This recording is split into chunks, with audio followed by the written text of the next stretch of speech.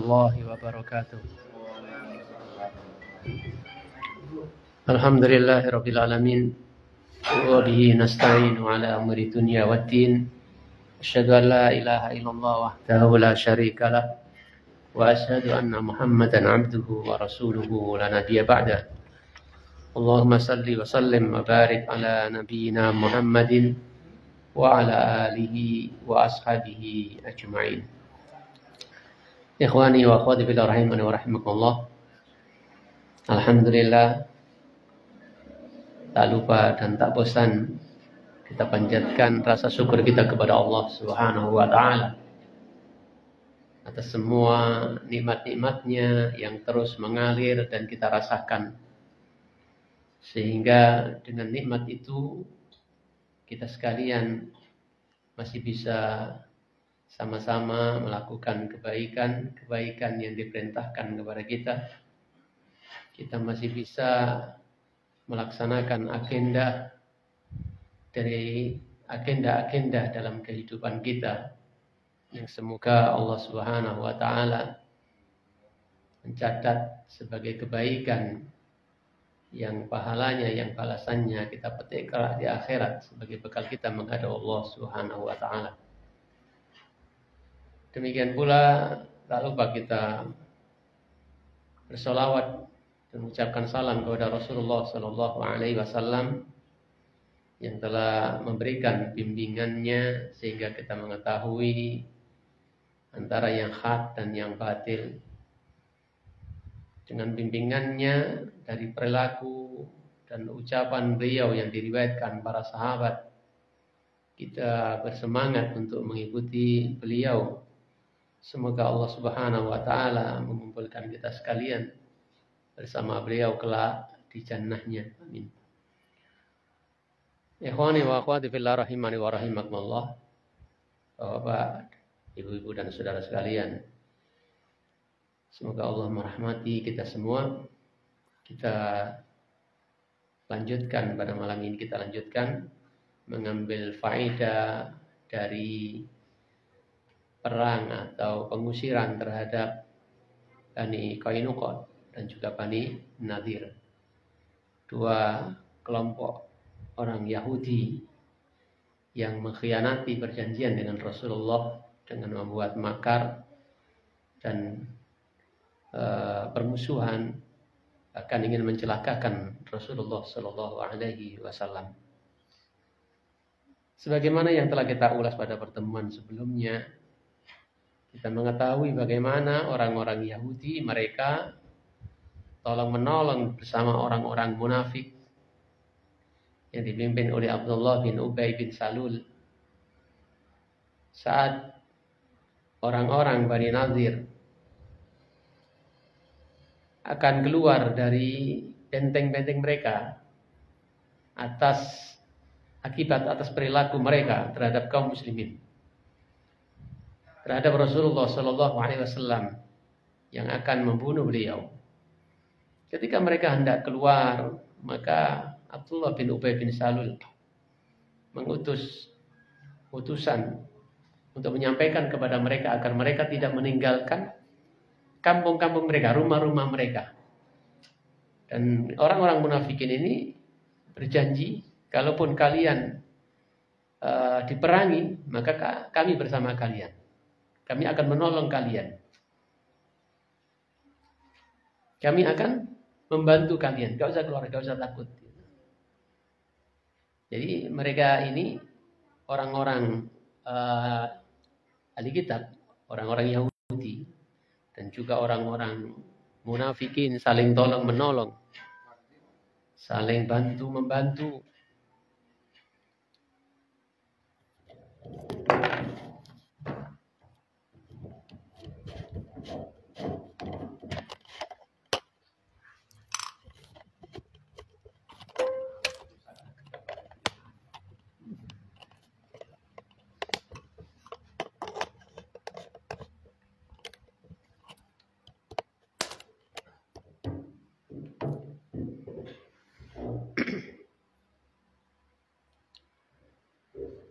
Jadi kita mengetahui bagaimana dalam peristiwa ini sikap orang-orang Yahudi dan orang-orang munafikin. Mereka saling sokong, saling membantu di antara mereka.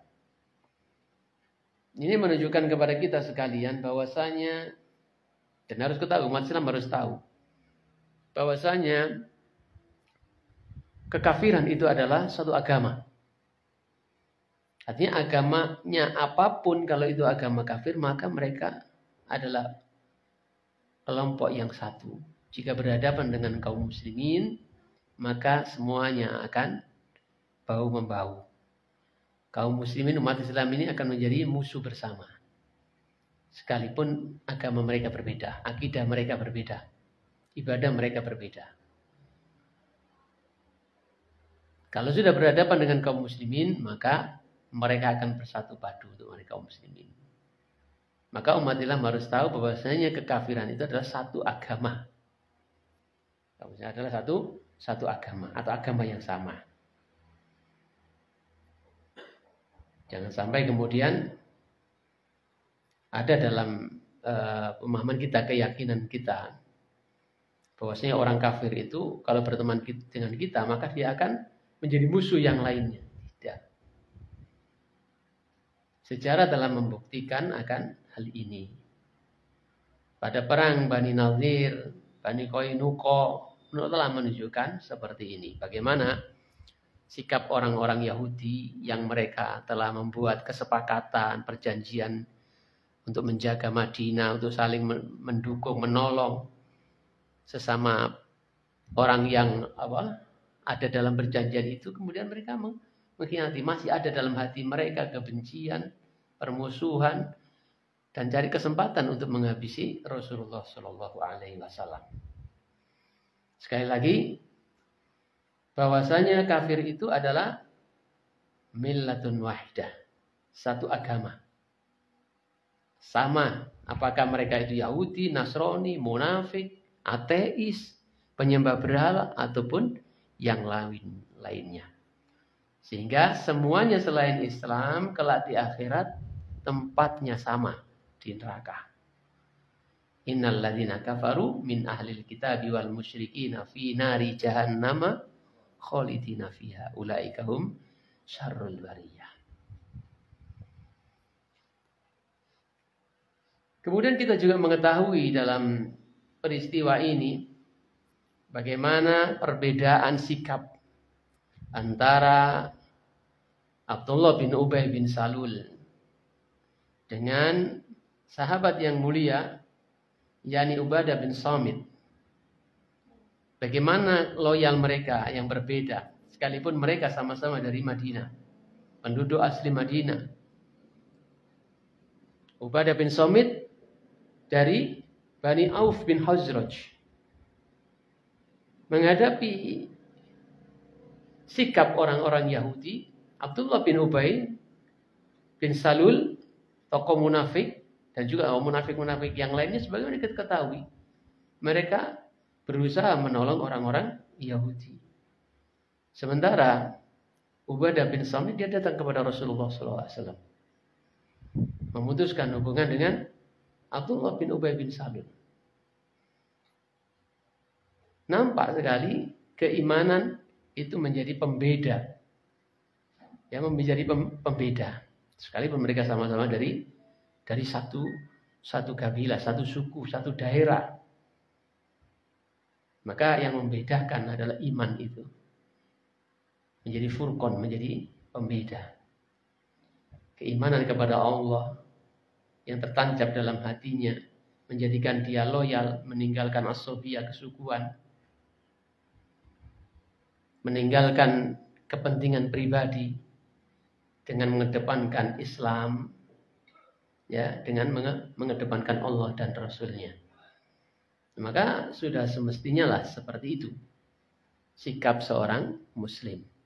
Tidak tolong menolong dengan orang kafir, menjadikan orang-orang kafir sebagai pemimpin mereka. Yang mana hal itu ada perkara yang terlarang di dalam agama kita ini. Allah Subhanahu wa taala berfirman, la yattahidil mu'minuna al-kafirina awliya'a min dunil mu'minin.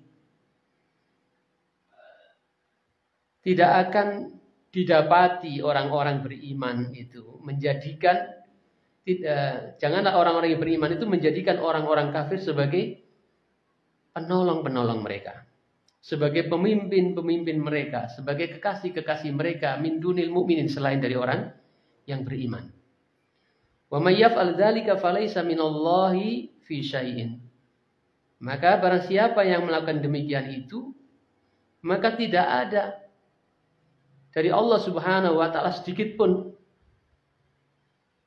illa an tattaku minhum tuqat, kecuali jika dia karena siasat, ya, karena strategi, kecuali karena dia takut terhadap mereka sehingga membuat strategi. Wa yuhadzirukumullahu nafsah, dan Allah Subhanahu wa taala memperingatkan kalian akan dirinya, akan siksanya. Wa ilallahil masir, dan kepada Allah Subhanahu wa taala semuanya akan kembali. Ayat ini melarang kita sekalian menjadikan orang-orang selain Islam sebagai pemimpin tertinggi bagi kita, yang penolong kita. Demikian pula sebaliknya, kita nggak boleh menolong mereka kecuali dalam perkara-perkara yang mubah.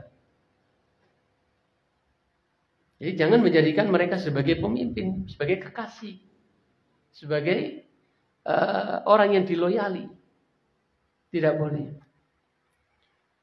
Maka Abdul Ubadah bin Samit telah menunjukkan aplikasinya, pengamalannya pada ayat ini. Jadi lebih condong kepada Rasulullah Sallallahu Alaihi Wasallam, tidak condong kepada kesukuannya, tidak condong kepada politik dirinya dan sebagainya, dan sebagainya. Itulah kalau sudah iman itu menancap di dalam hati seseorang, dia bisa merubah dari A menjadi B. Dan demikian pula jika kekafiran ada pada hati seseorang, maka akan senantiasa mengobarkan permusuhan, mengobarkan makar dan sebagainya, ya, yang merugikan bagi kaum muslimin. Wa qala Syekhul Islam Ibnu Taimiyah rahimahullahu taala terkait dengan ayat tadi, Syekhul Islam Ibnu Taimiyah rahimahullah mengatakan innahu la yujadu mu'minun yuwadu kafirun. Sesungguhnya tidak akan didapati orang-orang mukmin berkasih sayang, menjadi kekasih orang-orang kafir. Faman wada kafiran falaysa bimu'min, maka barang siapa yang berkasih sayang dengan orang-orang kafir, maka dia bukanlah seorang mukmin. Kata Ibnu Taimiyah, tidak akan didapati kalau mukmin itu benar-benar mukmin itu saling sikap dekat dengan orang kafir. Sampai wekmu gitu. Deritaku, gak mungkin seperti itu. Kalau orang mukmin itu benar-benar. Atau memberikan perwalian kepada orang-orang kafir. Dia lebih cinta kepada orang kafir daripada orang mukmin sendiri. Dia bela-belain orang kafir daripada orang beriman. Gak mungkin kau dapati orang mukmin yang sesungguhnya bersikap seperti itu. Karena itu dilarang di dalam agama kita. Jadi maka tidak boleh bagi seorang muslim untuk menjadikan pemimpin selain muslim. Mencintai, menyayangi mereka, sekalipun mereka adalah orang-orang dekatnya, kerabat dekatnya, sekalipun mereka itu adalah kerabat dekatnya, bapaknya, saudaranya, pamannya, anaknya. Adapun masalah berbuat baik, bermuamalah yang baik kepada mereka, maka itu diperintahkan. Ya, kita semua diperintahkan di dalam agama ini bermuamalah dengan baik kepada siapapun, apakah kepada orang kafir, kepada orang mukmin. Apalagi orang itu adalah orang dekat kita, orang tua kita, paman, bibi kita, tetangga kita. Islam memerintahkan agar kita memberikan hak kebaikan kepada mereka. Tapi untuk masalah saling menyayangi, ya, pembelaan yang luar biasa melebihi pembelaan kepada orang mukmin, maka itu tidak akan terjadi bagi orang-orang yang benar-benar beriman kepada Allah dan Rasul-Nya. Menjadikan mereka pemimpin yang menguasai dirinya tidak akan mungkin. Sekalipun mereka adalah orang dekatnya, kerabat dekatnya. Nah, adapun bermuamalah sekali lagi tetap harus berbuat baik. Islam itu tidak suka mencari musuh. Ya, tidak suka mencari musuh. Tapi Islam itu tahu jelas siapa musuh, siapa boloni gitu. Tahu. Jelas pembedanya itu jelas. Tapi kapan kemudian bermusuhan? Nah, itu ada aturannya. Bukan berarti kemudian ini yang nyata-nyata musuh al-haq, musuh agama, kemudian kita main ketemu hantem kromo. Enggak gitu. Sebagai tetangga tetap bertetangga, kita disuruh berbuat baik kepada mereka.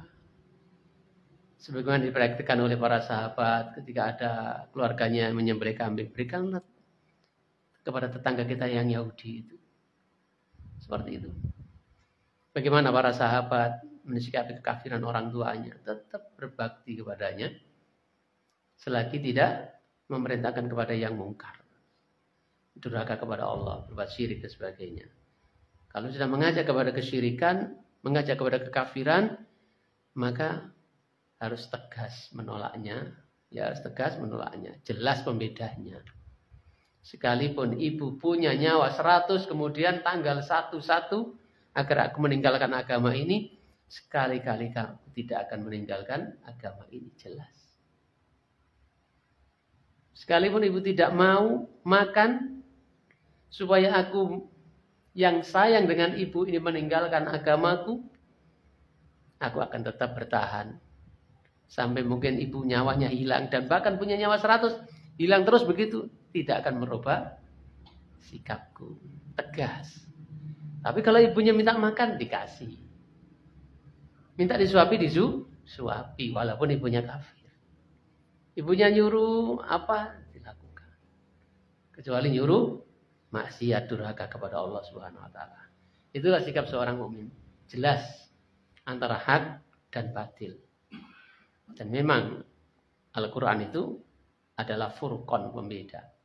Islam itu adalah furqan. Iman itu adalah furqan, yang membedakan antara yang hak dan yang batil. Yang kemudian orang memframing bahwasanya Islam itu pemecah belah. Orang yang sungguh-sungguh belajar sehingga tahu bagaimana menjadi seorang mukmin yang sesungguhnya, kemudian digiring, diframing menjadi orang yang memecah belah. Ini gara-gara melu ngaji, belajar Al-Quran, belajar akhirnya gak apik mbek tanggane, gak apik mbek wong tuane, gak apik, pemecah belah. Jangankan kita, dulu Rasulullah SAW juga sudah digitukan. Ini karena ketegasnya, karena jelasnya, terangnya.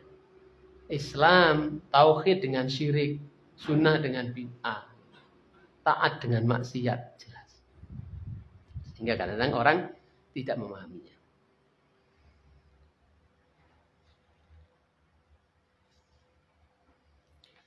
Kemudian pelajaran yang lainnya yang bisa kita dapatkan di sini adalah tentang kisah Bani Nadir yang mereka ingin membunuh Rasulullah Sallallahu Alaihi Wasallam. Kemudian datang kabar dari langit, malaikat mengkabarkan tentang tipu daya mereka yang akan melemparkan batu besar di kepala Nabi Sallallahu Alaihi Wasallam. Lalu Rasulullah Sallallahu Alaihi Wasallam yang mengetahui itu, kemudian beliau bersegera pergi, sehingga para sahabat merasa Rasulullah jangan-jangan ada perlu, kok sampai buru-buru perginya.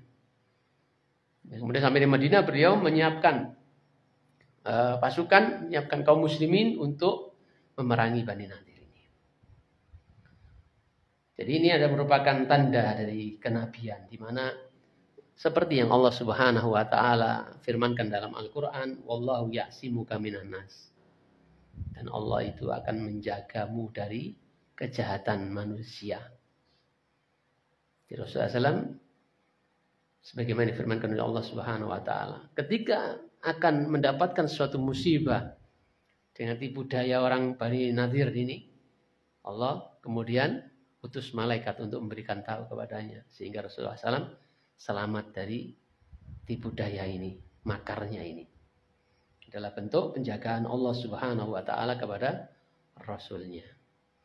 Dan insya Allah kita semua ini juga akan dijaga oleh Allah Subhanahu wa taala. Tidak ada yang bisa menyelakai kita. Bahkan mungkin sihir pun tidak akan mengenai kita kecuali dengan izin Allah Subhanahu wa taala. Sebagaimana dalam Al-Qur'an ya. Tidak akan bisa memisahkan suami istri kecuali dengan izin Allah. Wa ma yufarriquna bainal mar'i wa zawji illa bi idznillah.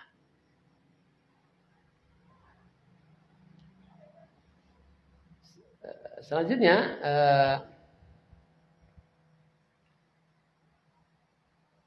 dari kedatangan Rasulullah Shallallahu Alaihi Wasallam kepada orang-orang Yahudi Bani Nadir yang meminta tolong bantuan mereka agar memberikan tebusan atas kematian 2 orang yang dibunuh oleh mereka.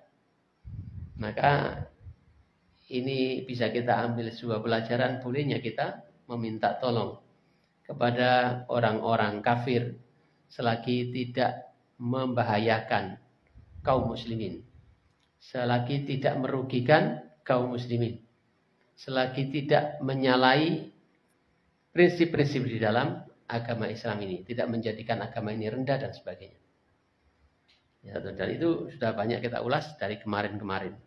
Bolehnya kita meminta bantuan ya, material atau immaterial kepada orang-orang kafir selagi tidak menjadikan Islam itu rendah atau menyalahi aturan Islam. Di antara contoh-contoh yang dulu kita ulas adalah bagaimana Rasulullah SAW ketika hijrah dengan Abu Bakar atas penunjuk jalan orang musyrik. Selain itu, ma'asyiral muslimin rahimani wa rahimakumullah, pelajaran yang lain yang juga bisa kita dapatkan di sini adalah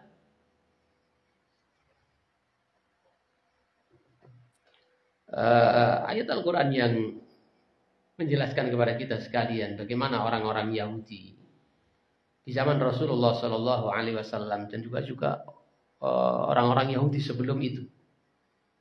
Al-Quran mengkabarkan bagaimana mereka membunuh nabi-nabi dan rasul-rasul utusan Allah Subhanahu Wa Taala.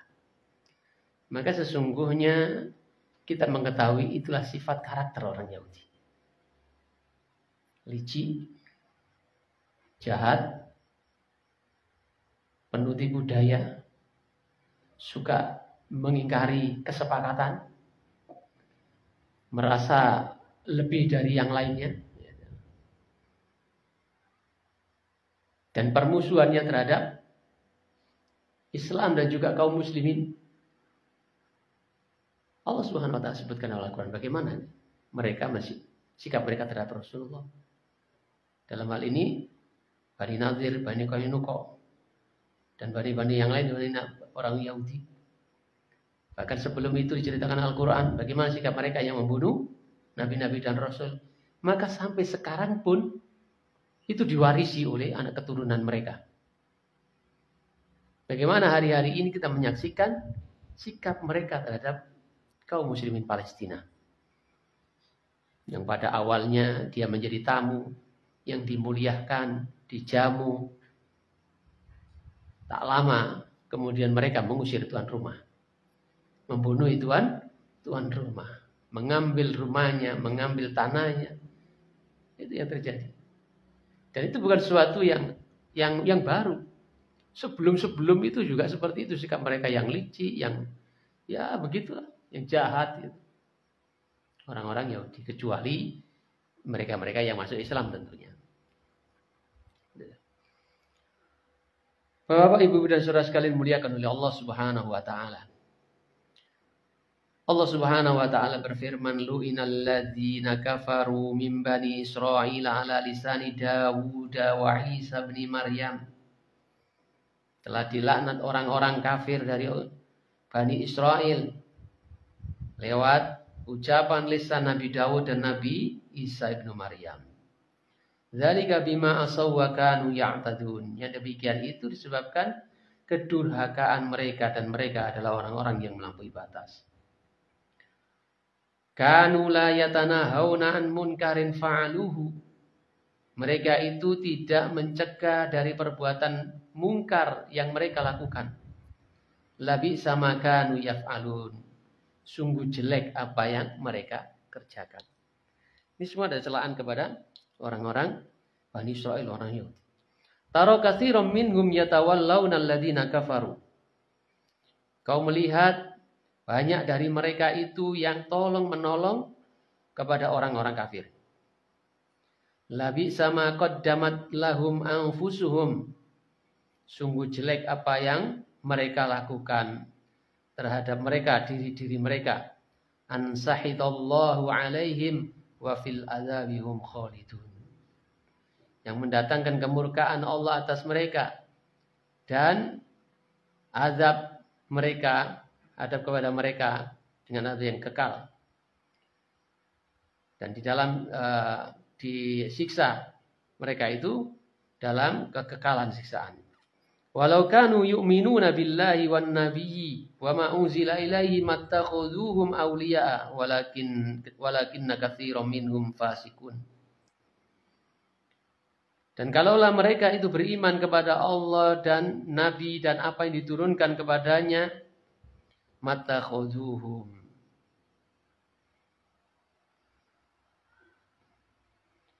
tidaklah mereka menjadikan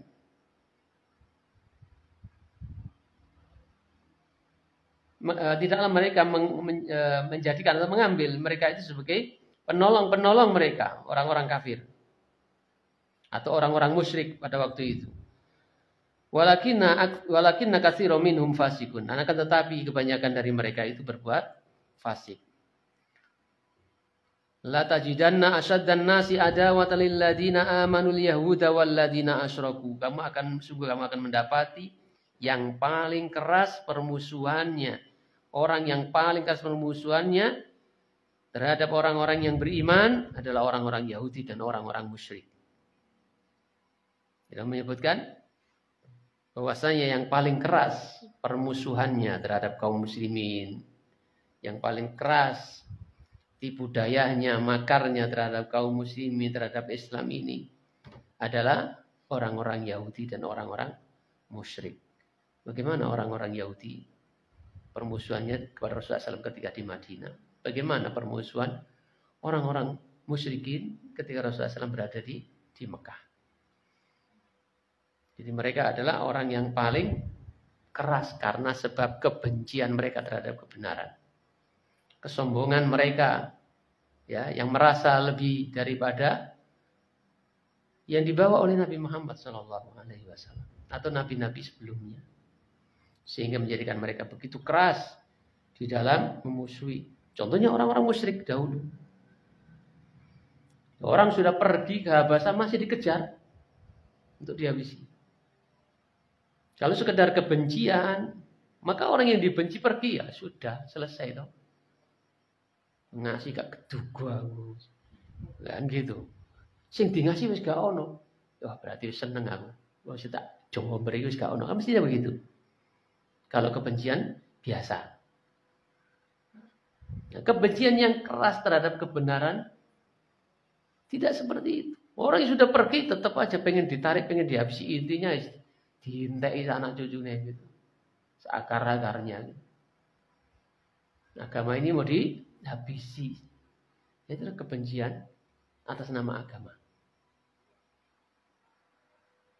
Yang sudah dilakukan orang-orang musyrik dahulu di Mekah. Dan begitu pula orang-orang Yahudi di Madinah. Saya membuat tipu daya bagaimana membunuh Nabi SAW. Mereka bersepakat dengan orang-orang kafir Quraisy mengepung Nabi dan para sahabat di Madinah, sehingga harus membuat parit untuk membentengi dari serangan pasukan koalisi. Orang-orang musyrikin Mekah, Quraisy dengan sekutu-sekutunya, ditambah dengan orang Yahudi di Madinah dengan kabilah-kabilahnya, plus orang munafik. Kalau menghadapi Islam, maka mereka bersatu. Islam adalah musuh bersama. Ya apa itu musuh itu kon tinggi, kon dhuwur, kon ngisor, kon ngisor. Seandainya kita bukan orang pemberani, gak ngerti hati Islam. Ini berarti sekendri kenanan. Jadi yang Islam ini. Ada yang mengatakan kalau seandainya agama ini bukan dari Allah Subhanahu Wa Taala, sudah lama hancur. Ya, kalau seandainya Islam ini bukan agama yang turun dari sisi Allah Subhanahu Wa Taala, sudah lama hancur, sudah lama habis. Karena besarnya permusuhan. Ya, sak dunya musuh kabeh. Maka dari kanan kiri dan sebagainya gitu. Bapak Ibu dan saudara sekalian muliakan oleh Allah Subhanahu Wa Taala. Mungkin timbul pertanyaan kata mu'alif di sini. Timbul sebuah pertanyaan. Kenapa orang-orang Yahudi itu yang mereka notabene yang mengetahui tentang kebenaran yang dibawa oleh Nabi Muhammad SAW, bahkan mereka mengetahui kapan datangnya Nabi ini, tapi mereka tidak mau menerima Islam ini, menerima Nabi Muhammad SAW dan agama yang dibawanya. Mungkin akan kita bertanya seperti itu. Padahal dia tahu, dia menunggu-nunggu. Kenapa ketika datang mereka tidak mau menerima dan memeluk Islam, menjadi umat Nabi Muhammad SAW? Maka sesungguhnya itu sudah dijawab di dalam Al-Quran. Yang mana Allah Subhanahu Wa Taala berfirman bahwasanya mereka menolak kebenaran itu karena kedengkian. Karena dengki, karena iri. Wadda katsirum min ahlil kitabi law yaruddunakum min ba'di imanikum kuffaran hasadam min indi anfusihim min ba'di ma tabayyana lahumul haq. Betapa banyak dari orang-orang ahli kitab, kalau seandainya mereka mampu untuk mereka menginginkan kalian menjadi kafir sesudah kalian beriman, karena dengki yang ada pada diri mereka sesudah jelas ma tabayyana lahumul haq min ba'di ma tabayyana lahumul haq, sesudah terang bagi mereka kebenaran. Fa'fu wasfahu. Maafkanlah. Ya, maafkanlah berupa tindakan mereka yang memusuhi kalian, yang menyakiti kalian, kata Allah. Maafkan. Wasfahu, dan berlapang dadalah terhadap sikap mereka. Ya, berlapang dadalah terhadap sikap mereka yang bodoh, yang kebodohan mereka ini, sehingga memusuhi kalian. Hatta ya'tiyallahu bi amrihi, sampai datang perintah Allah Subhanahu Wa Taala untuk memerangi mereka. Dan kemudian Allah Subhanahu Wa Taala merintahkan untuk memerangi mereka. Inna Allah ala kulli syai'in qadir. Sesungguhnya Allah itu zat yang maha berkuasa atas segala sesuatu. Jadi intinya permusuhan mereka, ketidakmau nerimaan mereka terhadap kebenaran yang dibawa oleh Nabi Muhammad, sekalipun mereka mengetahui akan datangnya utusan terakhir ini, Nabi Muhammad, mereka mengetahui kebenaran yang dibawa oleh Nabi Muhammad SAW, itu semua karena disebabkan karena kedengkian mereka, karena sikap dengki, sikap iri, sifat hasad. Dan ini adalah sifat yang berbahaya, yang semoga Allah Subhanahu Wa Taala menghilangkan dari hati-hati kita. Inilah sikap yang menjadikan iblis dilaknat oleh Allah Subhanahu Wa Taala, karena iri, karena dengki kepada Adam alaihissalam. Inilah sikap orang-orang Yahudi yang mereka mengetahui tapi kemudian mereka menolak sesudah jelas datang kebenaran itu, karena dengki, karena iri. Kenapa Yang diutus jadi nabi itu anak keturunan Ismail. Bangsa Arab, bukan anak keturunan Yakub, Bani Israel. Dan sifat dengki ini bahaya. Ya, sekali bahaya. Pandangannya saja itu bisa menjadikan orang itu jatuh. Kena ain. Menjadi sarana ain. Al-ainul haq, kata Nabi. Ya, penyakit ain itu. Musibah disebabkan karena ain itu hak, benar adanya.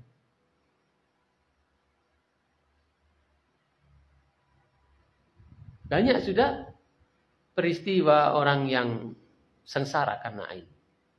Di zaman sahabat juga ada. Ya.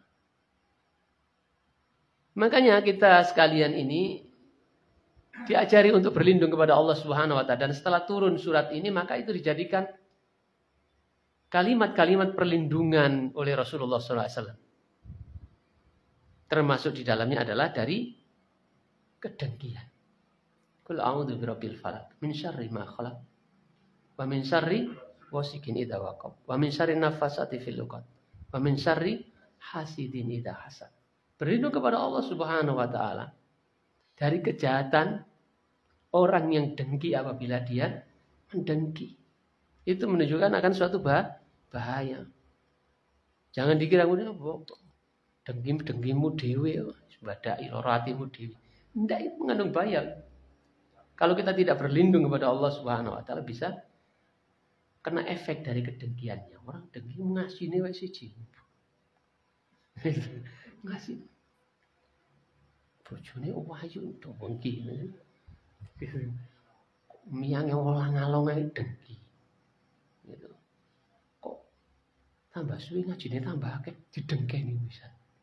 Gitu. Jamaah tambah dikenal kok ndi-ndi, tambah dengki. Wes bahaya itu. Ya. Bahaya. Ini penyakit ini. Bagi ada yang punya dengki supaya berdoa kepada Allah Subhanahu wa taala dia hilangkan itu. Apalagi dengki terhadap sesama saudara muslim. Ya. Orang Yahudi ini menolak kebenaran karena dengki. Ya, dengki dia. Iri, termasuk orang-orang munafik terhadap Nabi Shallallahu alaihi wasallam. Itu karena dengki. Ketika sebelum Nabi SAW datang ke Madinah, Abdullah bin Ubay bin Salul ini adalah tokoh di sana. Yang beberapa hari yang akan datang akan dilantik menjadi tokoh utama. Gitu. Jebule Nabi SAW datang ke sana. Dan umat ini sudah beriman kepada Nabi SAW. Kalah ngaruh, kalah pamor. Sehingga gelem gak gelem supaya tetap eksis ya pura-pura masuk Islam. Karena kalau menghadapi pengikutnya kalah dengan Nabi Shallallahu Alaihi Wasallam, pamornya, ketokohannya kalah semua. Nah, akhirnya ya pura-pura dengan menyebut dengki. Setiap ada halal selalu berusaha untuk merugikan Islam. Ma'asyiral muslimin rahimani wa rahimakumullah.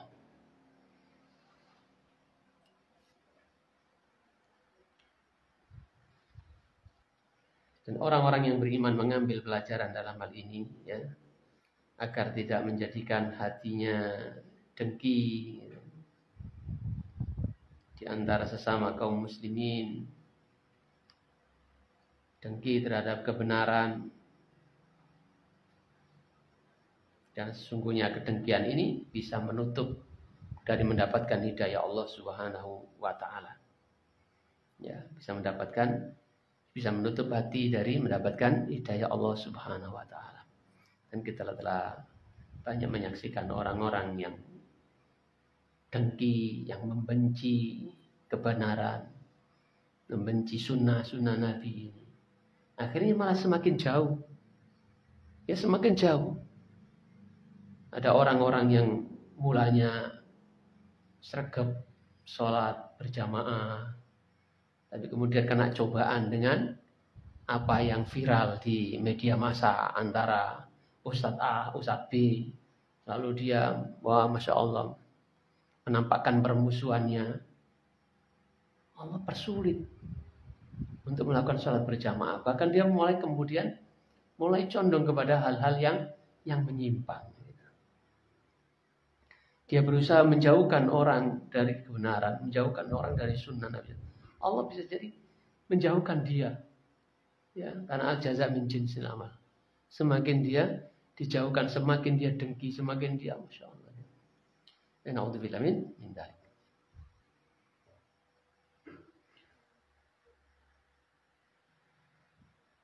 Di dalam permusuhan orang-orang Yahudi begitu keras kepada Rasulullah SAW, maka kita mengetahui bagaimana kebenaran ayat Allah Subhanahu wa taala, la tajidanna asyaddan nasi adawatan lil ladina amanu yahuda wal ladina asyraku wa la tajidanna aqrabahum mawaddatan lil ladina amanu alladina qalu inna nasara dzalika bi anna minhum qissisina wa ruhbana wa annahum la yastakbirun. Sungguh kalian akan mendapati permusuhan yang paling, manusia yang paling keras permusuhannya terhadap orang yang beriman adalah orang-orang Yahudi dan orang-orang musyrik, orang-orang yang membutuhkan Allah Subhanahu wa taala. Dan sungguh kalian akan mendapati orang yang paling dekat dengan mereka rasa cinta, dekat dengan orang beriman, rasa cintanya kepada orang-orang yang beriman, yaitu orang-orang yang mereka berkata inna nasara, sesungguhnya kami ini adalah orang-orang Nasrani. Dzalika bi anna minhum qissisina war ruhbana wa annahum la yastakbirun. Karena sesungguhnya di antara mereka itu adalah pendeta-pendeta dan rahib-rahib, ya, yang zuhud, yang ahli ibadah, yang sibuk dengan urusan ibadahnya pada Allah Subhanahu wa taala, ya. Wa annahum la yastakbirun. Selain itu, mereka juga bukan orang-orang yang sombong. Bukan orang-orang yang merasa lebih daripada yang lainnya. Beda dengan orang Yahudi. Ya, beda dengan orang Yahudi atau orang-orang musyrik Mekah. Maka ketika Rasulullah SAW berkirim surat kepada Heraklius misalnya, atau kepada Raja Nasrani di Habasa, Heraklius menyambut surat Rasulullah SAW. Sekalipun tidak masuk Islam, dia berusaha mengajak orang-orangnya, kaumnya, orang-orang Nasrani, untuk menerima dakwah Rasulullah SAW. Tapi mereka tidak menolak. Tapi mereka menolak. Sehingga Heraklius, karena menjaga posisinya sebagai raja, lebih memilih itu, dia tidak masuk Islam. Tapi penolakannya baik. Ya, penolakannya baik. Demikian pula yang ada di Mesir. Orang-orang Nasrani yang ada di Habasah. Demikian pula. Bagaimana ketika Rasulullah SAW mengutus beberapa sahabat untuk hijrah ke sana? Disambut, diberikan pertolongan oleh Raja Najasyi yang Nasrani. Bahkan ketika orang-orang musyrik ingin menggalikan mereka ke Mekah, maka Raja Habasah melarang, ya, membackingi agar tidak membawa sahabat yang hijrah ke sana itu dibawa ke Mekah. Demikian pula raja-raja Nasrani yang lainnya. Sekalipun mereka tidak masuk Islam, mereka memberikan penolakan dengan bagus. Bahkan ada yang memberikan hadiah kepada Rasulullah Sallallahu Alaihi Wasallam. Ma'asyiral muslimin rahimani wa rahimakumullah. Jadi yang paling keras permusuhannya, ya, adalah orang-orang Yahudi dan orang-orang musyrikin. Bagaimana kaum muslimin Thailand dibantai? Di mana? Di Myanmar atau di mana? Oleh orang-orang musyrikin. Ya, Ma'asyiral muslimin rahimani wa rahimakumullah, barangkali ini beberapa faedah yang bisa kita ambil. Mudah-mudahan ada tambahan ilmu, bisa menjadi pencerah, penyemangat bagi kita sekalian, dan semakin bisa merasakan apa yang dirasakan oleh Rasulullah dan juga para sahabat pada waktu itu, sehingga menjadikan kita lebih dekat kepada mereka. Kita tutup dulu dengan doa kafaratul majelis. Subhanakallahumma wa bihamdika asyhadu an la ilaha illa anta astaghfiruka wa atubu ilaik. Assalamualaikum warahmatullahi wabarakatuh.